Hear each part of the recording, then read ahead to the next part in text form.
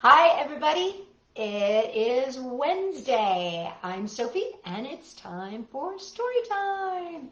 So today's theme is Wearable Wednesday. That's right, wearables. So that's things that you can put on, clothes, that kind of stuff. Hats and accoutrements like bags and shoes and socks and all kinds of fun stuff like that.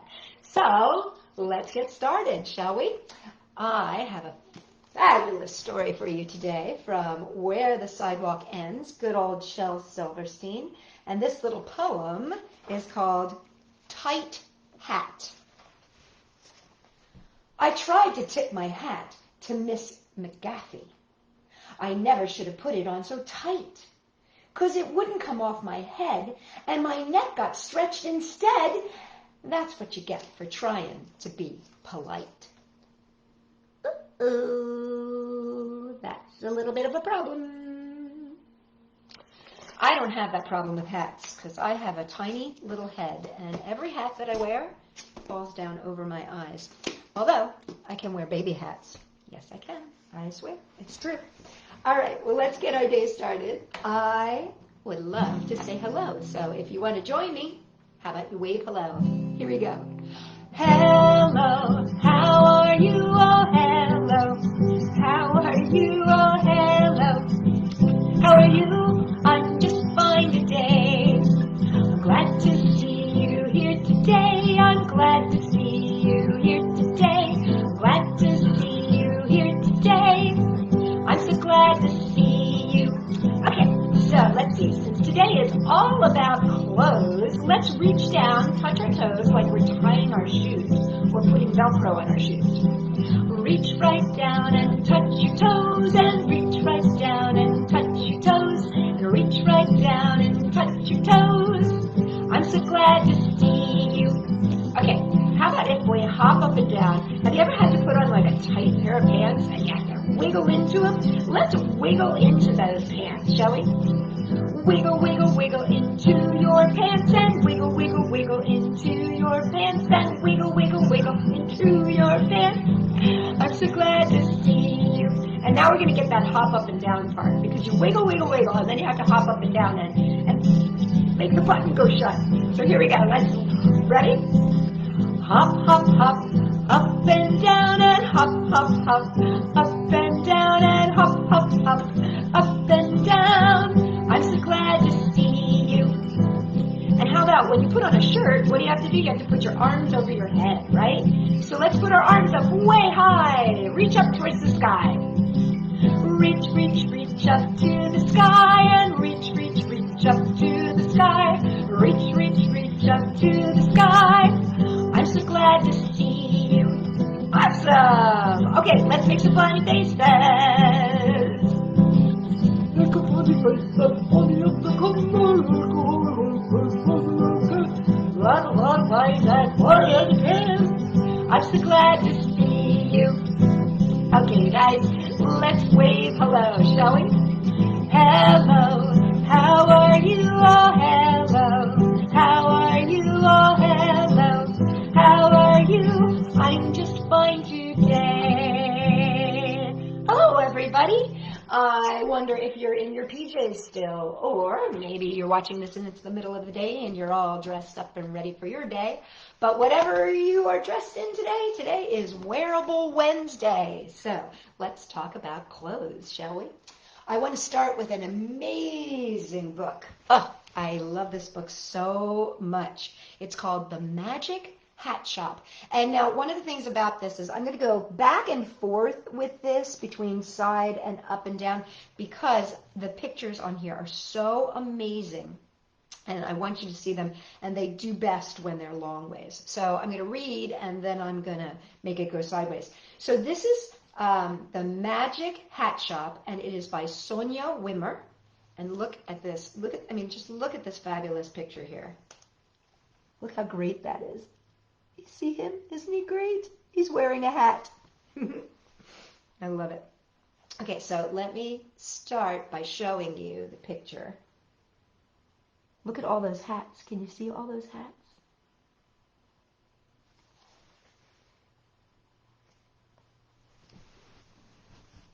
Nobody knew how it arrived or from where.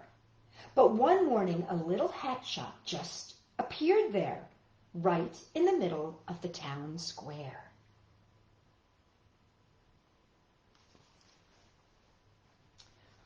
"Who needs hats?" said some of the townspeople, while others said, "Oh, how rude, turning up just like that." They looked at the shop out of the corner of their eyes and kept away, mistrusting anything that might threaten the quiet routine of the town. Okay, I want to show you sideways as well, though, because I want you to see all the townspeople. See them all looking at that little shop? Like, how dare they? Look at that. There's a close-up of these people. I just think these pictures are so fabulous. Look, that one's he's wearing overalls just like me. Can't I show you the sideways picture? Somebody's going into the shop. Shall we find out who? The first person who dared to enter the shop was a young man called Timid Tim. He was so shy that he never spoke to anyone, and he always seemed to be making great efforts to go unnoticed. Let's see, take a look at Tim. Tim does look rather shy, doesn't he? He's walking into the hat shop. Look at this, though. I have to show this one to you sideways because look at that fabulous hat. Look what it's doing to him. But when he walked out the door just a few moments later, he was wearing a wonderful hat on his head. And not only that, something else about him had changed. Before, he'd always walked around with his shoulders hunched up, looking down at the ground. Now he seemed to have grown a couple of inches, and he was walking with his back straight and his chin held high, and he even said, "Hello," to the people in the square, who looked at him in surprise. I'll show you one more time, show you that hat.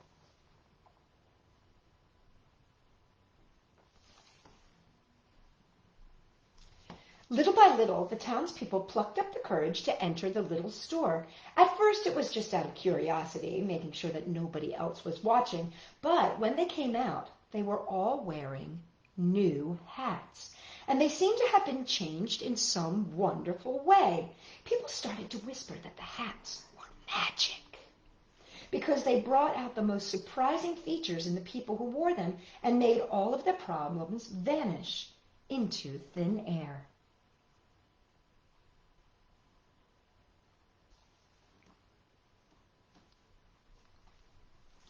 Sad Sally had almost forgotten how to smile from lack of practice, but from the moment that she put on her new hat, she began to greet each new day with laughter, spreading happiness to everyone around her. Look at that fabulous hat. Aren't those magnificent butterflies? Look how happy she looks. Look, there you see it. Isn't she beautiful? Oh, I just love her. I just love these drawings. Mean Morris had a new top hat. Before, he'd never spared a thought for anyone else. But now, he always left the door of his house open, and anyone who felt like dropping by was invited to have a cup of tea, to share their problems, or just to sit for a while and chat. Look at that giant hat he has. It's almost like an umbrella. It's so big.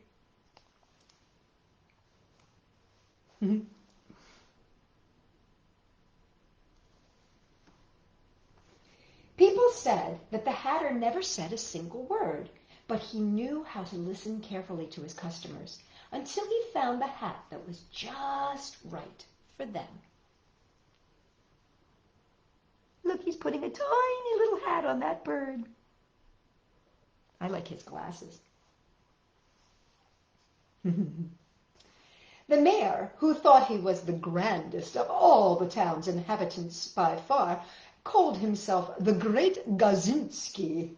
One morning, after chatting with the hatter about all the wonderful things he'd done, the Great Gazinski asked, "So, do you have a hat worthy of a celebrity such as myself?"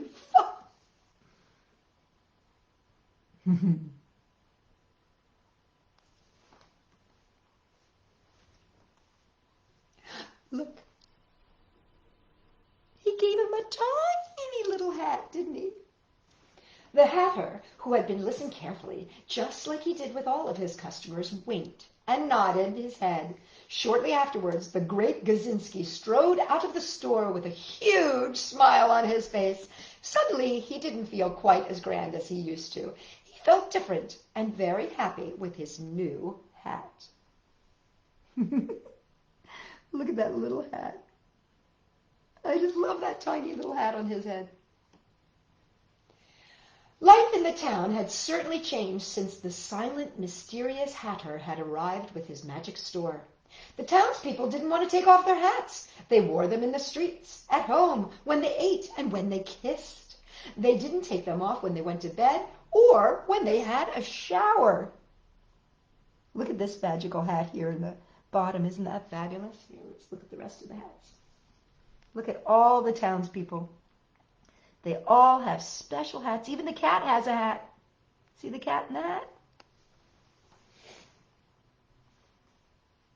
Here, you can see the cat in the hat. But one day, a terrible storm swept through the town. A ferocious wind blew all the leaves off the trees and all the hats off of everyone's heads. They flew away into the air, and they were never seen again. Oh, no. What do you think's going to happen? The following morning, once the storm had passed, the townspeople realized that the wind had not only swept away all of their hats, but it had also taken the little store. The only thing left was of the hatter was his derby. Silence fell over the townspeople like a thick fog. What would become of them now? They felt bare and weak without their hats.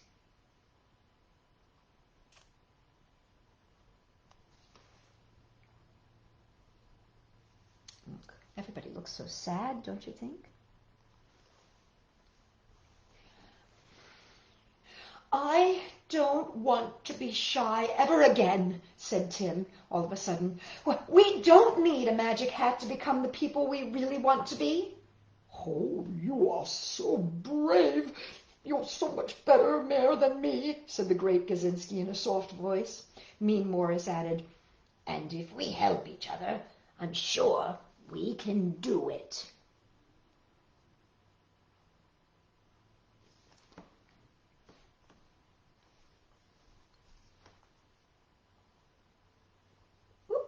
Let's see. Sad Sally, who wasn't sad anymore, put her arm around timid Tim, who wasn't shy anymore, and began to dance with him. And soon all of the townspeople were singing and dancing through the streets.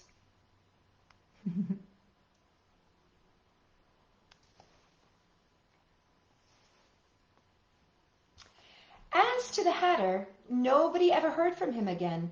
Some said that the wind had carried him away along with his little store. Others said that he disappeared inside his derby and would reappear somewhere else where he could start selling his magical hats all over again.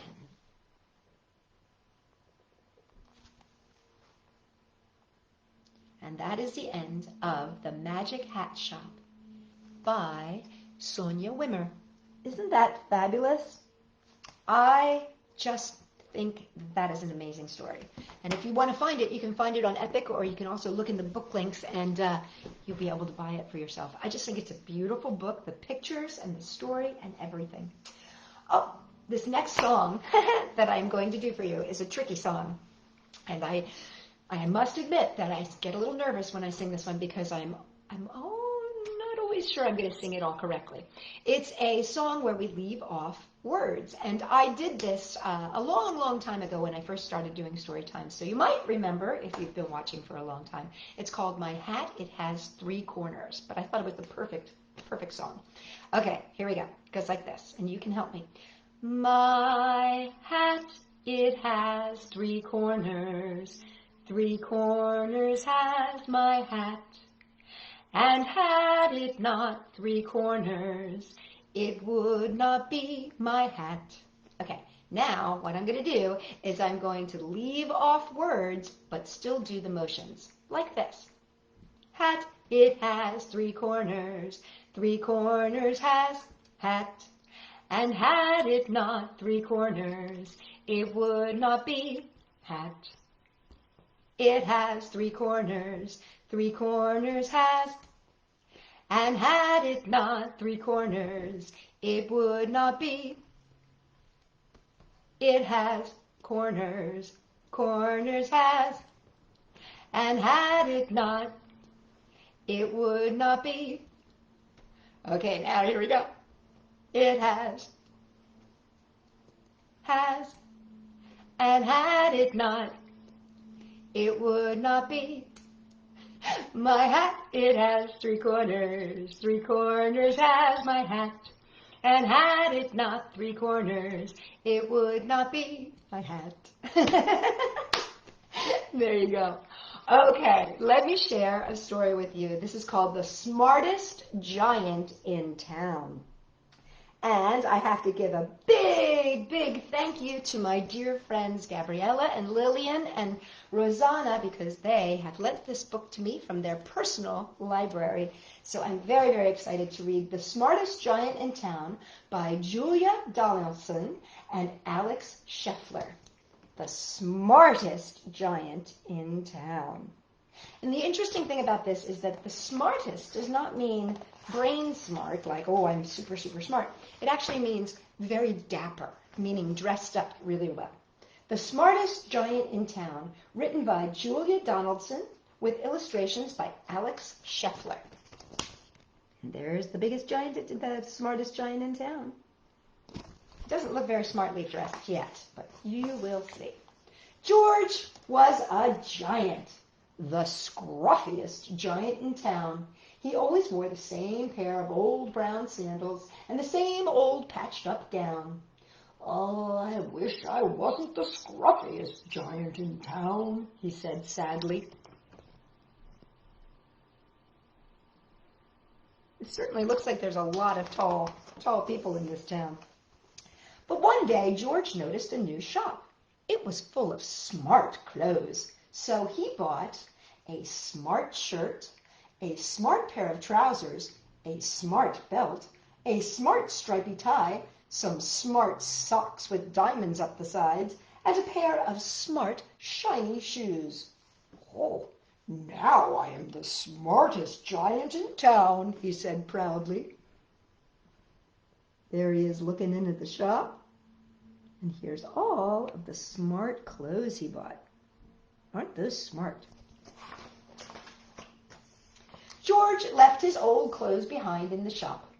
He was about to go home when he heard a sound. On the pavement stood a giraffe who was sniffling sadly. What's the matter? Asked George. Oh, it's my neck, said the giraffe. It's so very long and so very cold. I wish I had a long, warm scarf. Oh, let me just show you. Those are the clothes he left behind. But there he is talking to the giraffe. That's a very tall giraffe. The giraffe is as big as him. Oh, cheer up, said George, and he took off his stripy tie. It didn't much match my socks anyway, he said, as he wound it round and round the giraffe's neck. It made a wonderful scarf. Oh, thank you, said the giraffe. As George strode towards home, he sang to himself, My tie is a scarf for a cold giraffe, but look me up and down, I'm the smartest giant in town. And there he goes. There's the giraffe looking on. And there's George. Isn't that fun? George came to a river. On a boat stood a goat who was bleating loudly. What's the matter? Asked George. It's my sail, said the goat. It blew away in a storm. I wish I had a strong new sail for my boat. Oh dear.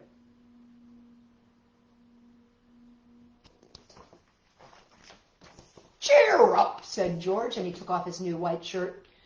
It kept coming untucked anyway, he said, as he tied it as a mast for the goat's boat.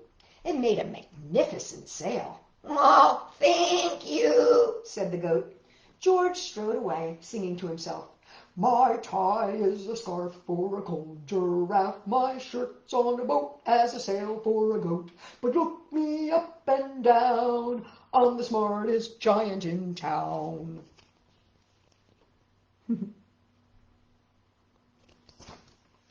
I hope George isn't too cold without his shirt. George came to a tiny ruined house. Beside the house stood a white mouse with lots of little baby mice. They were all squeaking. "What's the matter?" asked George. "It's our house," squeaked the mother mouse. "It burned down, and now we have nowhere to live. I wish we had a nice new house."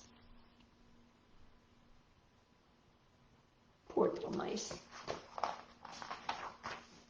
"Oh, cheer up," said George, and he took off one of his shiny shoes. "It was giving me blisters anyway," he said. As the mouse and her babies scrambled inside, the shoe made a perfect home for them.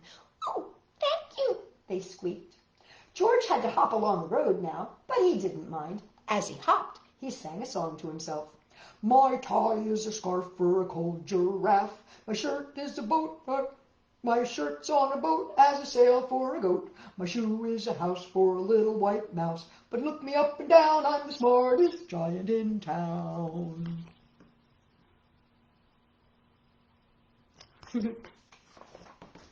George came to a campsite. Beside a tent stood a fox who was crying. "Oh, what's the matter?" asked George.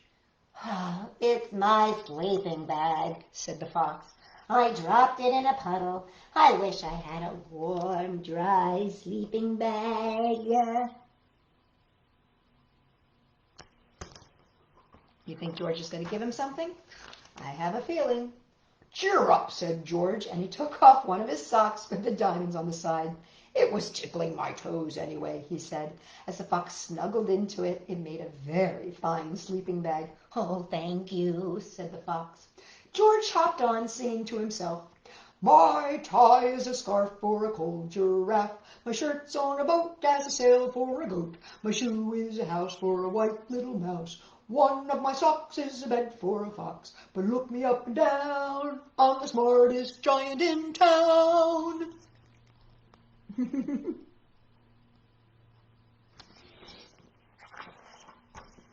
George came to a big squelchy bog. Beside the bog stood a dog who was howling. "What's the matter?" asked George.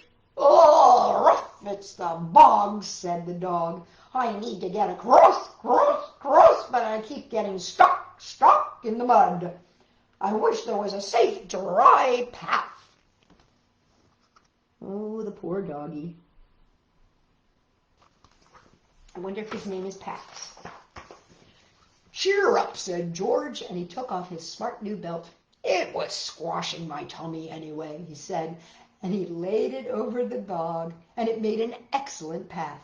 "Ruff, thank you," said the dog. The wind started to blow, but George didn't mind. He hopped on, singing to himself. "My tie is a scarf for a cold giraffe. My shirt's on the boat as a sail for a goat. My shoe is a house for a light white little mouse. One of my socks is bed for a fox, and my belt helped a dog who was crossing a bog. But, oh, my trousers are falling down. I'm the coldest giant in town." Suddenly George felt sad and shivery and not at all smart. He stood on one foot and thought, "I'll have to go back to the shop and buy me some more clothes," he decided. He turned around and hopped all the way back to the shop. Oh dear. You can see his boxer shorts. Those are some nice polka dots, huh? But when he got there, it was closed. "Oh no!" cried George. He sank down onto the doorstep and a tear ran down his nose. He felt as sad as all the animals that he had met on the way home. Then, out of the corner of his eye, he saw a bag with something familiar poking out the top. George took a closer look. Here, first, let's take a look at poor George sitting there. "My gown!" he yelled. "My dear old gown and sandals." George put them on. They felt wonderfully comfortable. "Oh, I'm the coziest giant in town," he cried, and he danced back home along the road.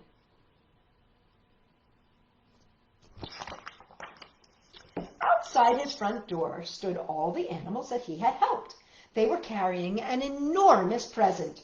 "Come on, George," they said. "Open it." George untied the ribbon. Inside was a beautiful gold paper crown and a card. "Look inside the card, George," said the animals. George put on the crown and opened the card.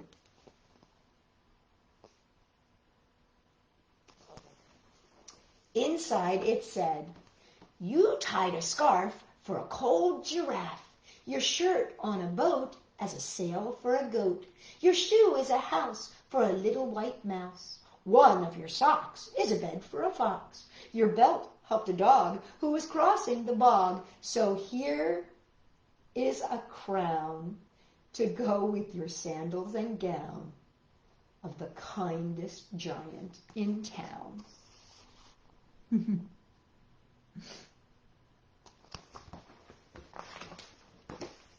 And it's for Lola, it says. There's a little butterfly and some shoes. So big thank you to Gabriella and Lillian and Rosanna for lending me The Smartest Giant in Town by Julia Donaldson and Alex Scheffler. Isn't that fun? I think I've also got some more books that they lent me from those authors and illustrators. So I'm excited to share those with you later on. All right. This is a song about getting dressed. And it's called Everybody Put Your Socks On. So if you want to get dressed, you can do so right now. Everybody put your socks on, your socks on, your socks on. Everybody put your socks on, let's do it this way. First put on one foot and then put on the other foot. Everybody put your socks on, let's go out to play. Well, wait, before we go out to play, I think we better put some pants on, right? You want to help me put some pants on? Here we go. Everybody put your pants on, your pants on, your pants on. Everybody put your pants on, let's do it this way. Put on your one leg, then put on the other leg. Everybody put your pants on, let's go out and play. Well, I think if you go outside, you're going to want a shirt because it's kind of sunny and I don't want you to get sunburned, okay? Here we go. Everybody put your shirt on, your shirt on, your shirt on. Everybody put your shirt on, let's do it this way. First put in one arm and then put in the other arm. Everybody put your shirt on, let's go out and play. Okay, now if we're going to go out and play, we better put some shoes on because those socks will get dirty and wet and all that kind of stuff. So let's put some shoes on. Everybody put your shoes on, your shoes on, your shoes on. Everybody put your shoes on, let's do it this way. First put in one foot and then put in the other foot. Everybody put your shoes on, let's go out and play. Everybody put your shoes on, let's go out and play.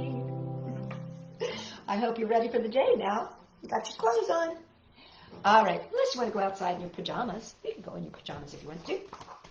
Well, the last story I have for you is called Buckingham Palace from A.A. Milne's When We Were Very Young with Decorations by Ernest H. Shepard. Buckingham Palace. Now, Buckingham Palace is a palace that is in England, and I do believe that that is where A.A. Milne is from. They're changing guard at Buckingham Palace. Christopher Robin went down with Alice. Alice is marrying one of the guards. A soldier's life is terribly hard, says Alice. They're changing guard at Buckingham Palace. Christopher Robin went down with Alice.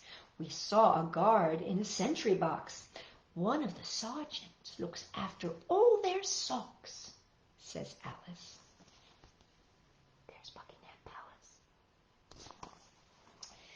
They're changing guard at Buckingham Palace. Christopher Robin went down with Alice. We looked for the king, but he never came.